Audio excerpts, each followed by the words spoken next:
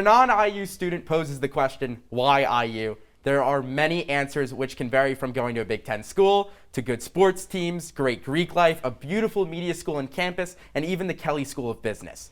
But the one answer that I can guarantee almost every student will say is what has been coined as the world's greatest college weekend, the Little 500.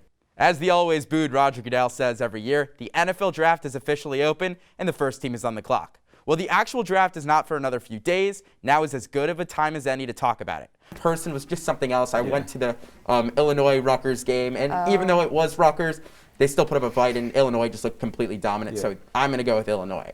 Well, the season is just getting started. The Hoosiers have gotten off to a bumpy start with losses against Kentucky and Alabama and wins against Xavier, UAB, and Western Michigan.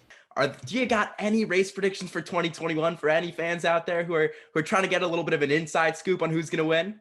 Good evening and welcome to the Livingston High School Fieldhouse as the number 8 seed Livingston Lancers prepare to take on the number 9 seed Hackensack Comets in the first round of the state tournament. My name is Evan Kamikow and joining him tonight is Bryce Gelman. So Bryce, what are some of the Lancers' keys to winning tonight's game? Is the Bears. I think realistically Ryan Pace needs to make a move for that team. They need a quarterback. They might not have the luxury to wait to the second round. I also saw people saying that the Bears might draft Davis Mills from Stanford with the 20th overall pick, which in my opinion, if you're going to draft the number 6 quarterback 20 overall instead of getting other guys, might as well take your shot and try to trade up. So I'm going to go IU's going to win by 3. I'm going to have this being a really tight game, but I do think that they get it done. I think Trace Jackson or Christian Lander, hopefully if he's in at the end of the game, is going to make a big play for us, and we're going to get the win tonight.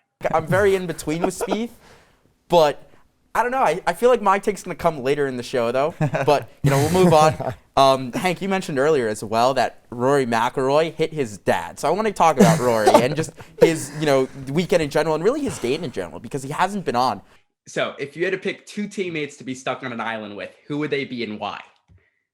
But the winner of the second toss-up trivia is going to be Callie. Callie, congratulations. Yeah, thank you. You are now on the illustrious board of toss-up champions along with our behind-the-scenes guy, Justin Berger, who is the other champion.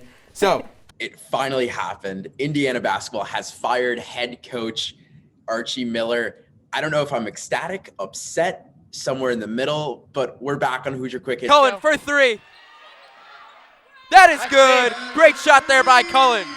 It's not technically, it's more sports media based. It's the invention of fantasy football and fantasy sports. I think, let me ask you a question. When you're sitting down on Sundays and you're watching the games, what do you think about? Do you think, if your team's playing, of course you're going to think about them, but what is the other thing that's going through your mind? How is my players doing? How am I doing? We've been playing fantasy football for years. We're in a league against each other. That does it for this week's episode. Be sure to continue the discussion on our Twitter and Instagram pages at IUSTV Sports. You can always give any suggestions for the show and ask any questions you might have. Toss it up, find out if we'll catch it, and we'll see you next week.